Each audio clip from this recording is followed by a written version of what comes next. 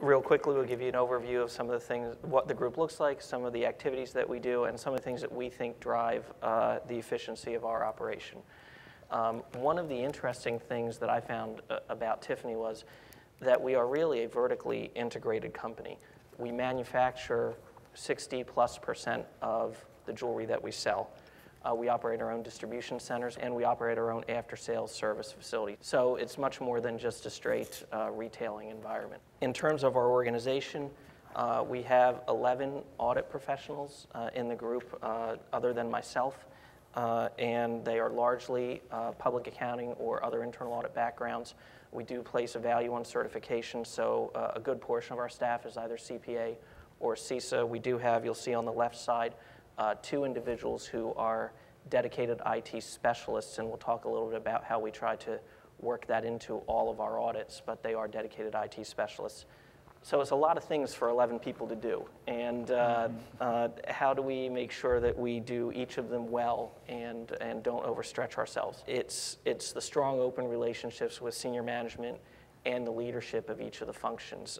You need to have those open lines of communication to, one, ensure that you understand what's going on in the business, but also to ensure that you have the trust level that when there are issues, those individuals view your group as a resource to come to when they have concerns or when they have things that they look for advice on.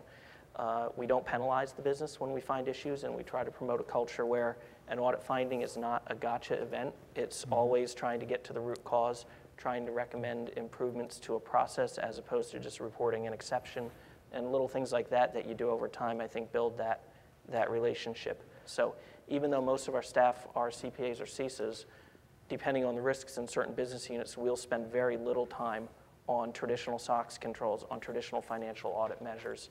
We really do try to tailor the work programs to the specific risks of that business unit. We try to integrate basic IT considerations into all of our audits because technology permeates everything that we do, and I think that's probably true for all of us. And so we try to get our 2 IT resources involved to a degree on every one of our audits. If you look at our audit group 5 to 7 years ago, we probably had 90 stores, and we probably did 10 store audits a year. We have 233 stores, and we'll do 4 store audits this year. And the way that we have done that is to use data analytics to monitor the types of transactions that are most indicative in our experience of control issues in the stores. We look at those quarterly.